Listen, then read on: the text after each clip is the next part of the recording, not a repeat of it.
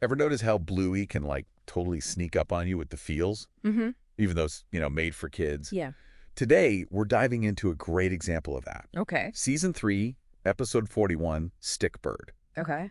We're going to see how this show, which seems so simple on the surface, Yeah. actually goes really deep. Right. Like, surprisingly grown-up stuff. Yeah. So, you've given us the episode description Uh-huh. and a full transcript. So, Yeah. we're talking, like, a real deep dive here. Yeah. Into the nitty-gritty. I like it. And, get this, right off the bat. Something's different about this episode. Okay. This is the first episode of Bluey with a traditional title card.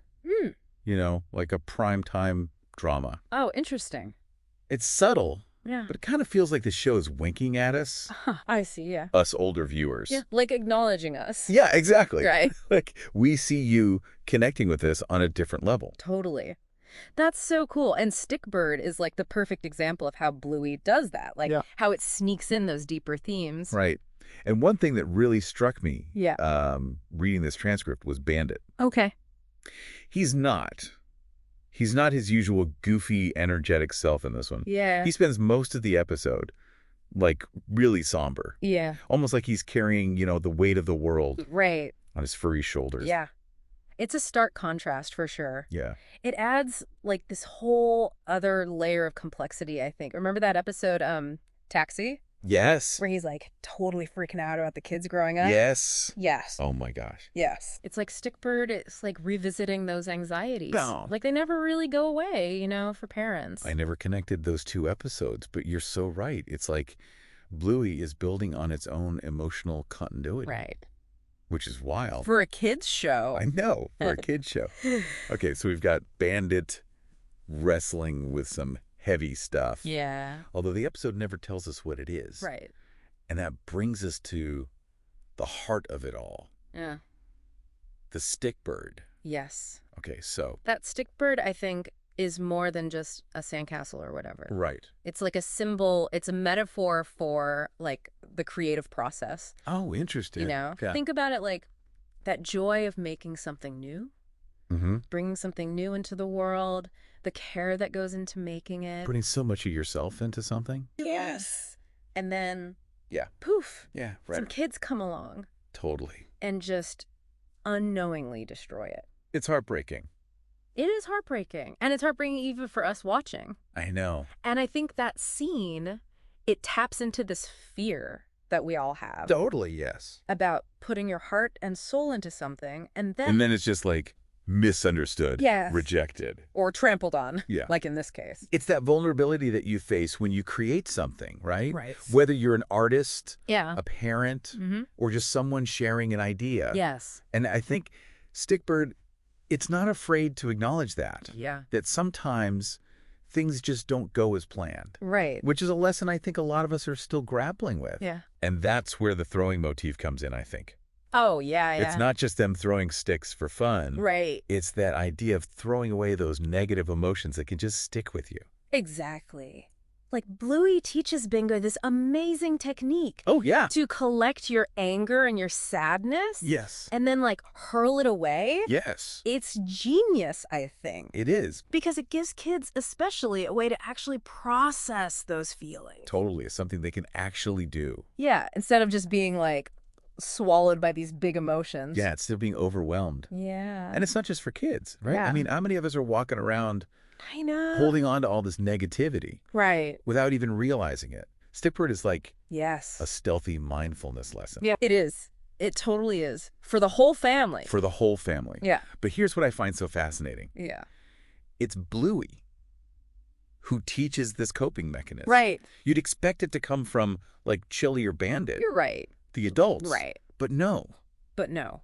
It's Bluey. Bluey.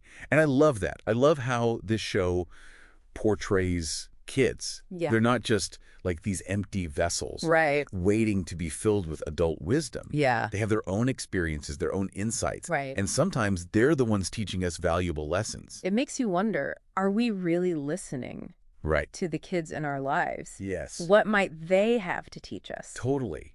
About navigating this crazy thing called life. This crazy thing called life. Exactly. I love that. It's so easy to underestimate kids. Yeah. But Bluey consistently reminds us that they are complex little humans. Yes, they are. With their own unique perspectives. Yes. Speaking of perspective, Okay. how does this episode, with all of its layers and nuance, connect to what we know about our listener? Oh, good question. And their desire for that quick, impactful hit of knowledge. I think Bluey has this way of packing these big ideas into these bite-sized, really engaging stories. Right. You can enjoy them on the surface, but then you rewatch it, and bam, there's this other layer of meaning. Yes. Just waiting to be unpacked. And that's what we're doing. Yes, exactly. Like, it's learning that stays with you. Yes. And you can keep coming back to it. Totally. And discovering something new every time. Exactly. It's like those picture books, where you keep looking and you keep finding new details. Yes, exactly. But in this case, the details are like these profound life lessons. They really are. It's like... I know. It's a picture book for the soul. It is, yes. And Stickbird is like a prime example. Okay. It's heartwarming. It's funny. But underneath, it's about creativity, loss, letting go.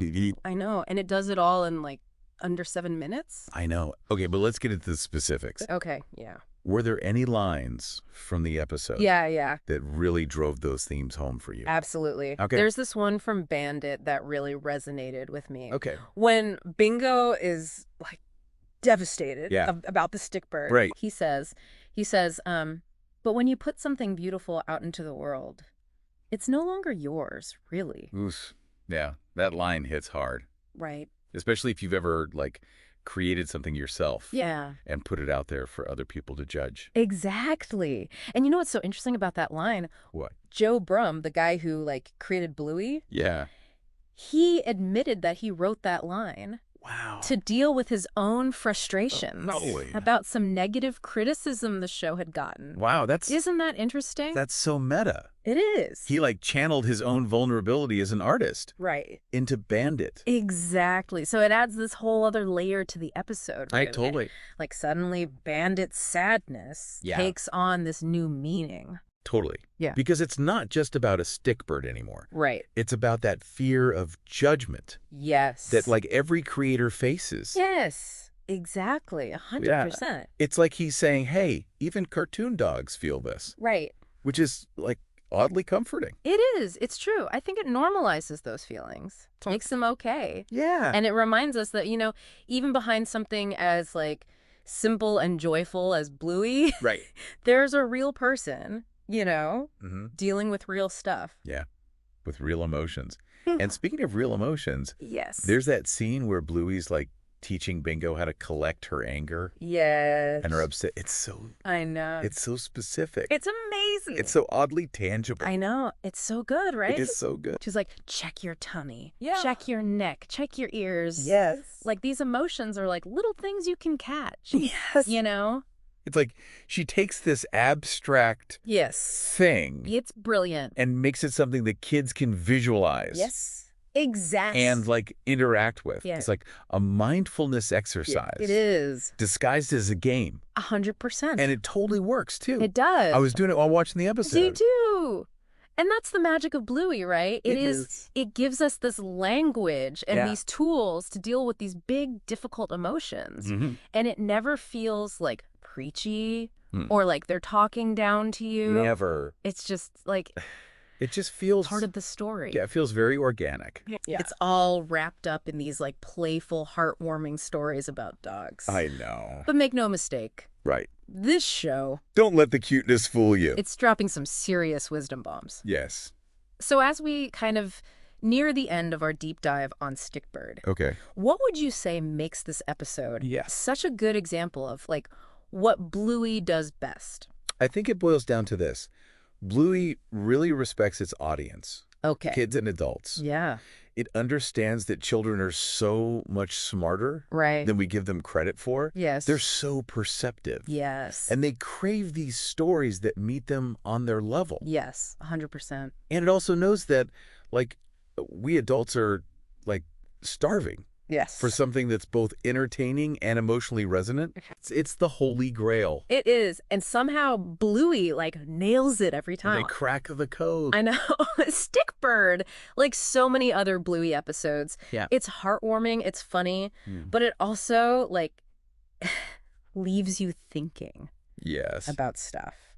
Long after it's over. It sticks with you. It does. It's like that perfect blend of comfort food. Yes. And a thought-provoking conversation with a friend. 100%. Which sometimes that's all you need. That's all you need. I know. And Stickbird delivers that, like, in spades. It does. We get the comfort of these, like, familiar characters, a simple story. Yeah. But underneath, we're exploring creativity, loss. Right. Letting go. And it doesn't shy away from how messy that stuff can be. Like, Bandit doesn't have all the answers in this episode. No, he doesn't. He's struggling right alongside his kids. He is. Which feels very true to life. It does. Yeah. And that's where the ending gets me every time. Okay. That final scene. Yeah. With Bandit on the beach. Yeah. Alone. Yeah. Going through those same motions that Bluey taught Bingo. Like, collecting his burdens. Yes. His unseen burdens. And flinging them out to sea. It's such a powerful image. It's amazing. And it brings us back to that question we asked before. Yes. What is Bandit holding on to? Yes. What's got him so weighed down? Yeah. Like we talked about Joe Brum. Yeah. Channeling his own, like, creative anxieties into this episode. Right. Could Bandit be, grappling with those same fears? Ooh. It's like Bandit's whole emotional arc is like the creative process. Totally, yeah. You get the initial inspiration, right? You're pouring your heart into it. And then there's that moment when you share it with the world. Right. And who knows? And it's scary. It's terrifying. Even for a cartoon dog. I know. But really, though, I think that's why it resonates so much. Yeah. Like, it's acknowledging that those anxieties, those fears of judgment, it's not just an artist thing. Right. It's a human thing. It is. Like, we all put ourselves out there in a way. We do. Yeah. In different ways. As parents, as friends, as creators. Yeah. We build our own stickbirds. Yes, exactly. And we hope they don't get kicked over. Right. And I think what Stickbird reminds us is that sometimes it's not about whether it lasts forever. Oh, interesting. It's the making of it. Yeah. It's the joy, the process. Yeah. Like putting something beautiful out into the world. Yeah. Even if it's fleeting. And the letting go. Yes. Like that final throw that Bandit does. It's like he's finally releasing all that. Yeah. All those anxieties, fears that were weighing him down. 100%. It's a good reminder that we don't have to carry those burdens alone. We don't. And just like acknowledging those emotions, giving yourself permission to feel them, sometimes that's the first step to letting go. It is. Like Bluey taught Bingo. You find those feelings. Yeah. You gather them up and you just, like, hurl them into the sea. Hurl them into the sea. Or, whatever works for you. Exactly. No need to, like, book a flight to the beach. Right. Although a little ocean breeze never hurts. It's true. But seriously, what I love about Bluey is it gives us this language. Yes. These tools to navigate these emotional ups and downs. Right. And it does it in a way that just feels so the best way. Genuine. Yes. Relatable. Not preachy at all. It just sneaks those big life lessons in there. It really does. You think you're just watching, like talking dogs. Right. And then bam! Hit with the wisdom. Yes. I love that. And I think that's like the genius of this show. I think so too. Edutainment for the soul. 100%. Yes. You laugh, you cry, you learn something new about yourself. Yeah. Maybe you're inspired to, like, go build your own stickbird. Yeah. Just, but it's somewhere kids are not going to, like, step on it. Solid advice. Yeah. Well, there you have it, folks. Another Bluey deep dive in the books. And it just goes to show, sometimes the most profound life lessons come in the most unexpected packages. So next time you need a good cry, a good laugh, maybe just a gentle reminder that it's okay to feel all the feels. Yeah. Give Stickbird a watch and keep those transcripts coming because we're just scratching the surface of what this show has to teach us. Until next time, keep on diving.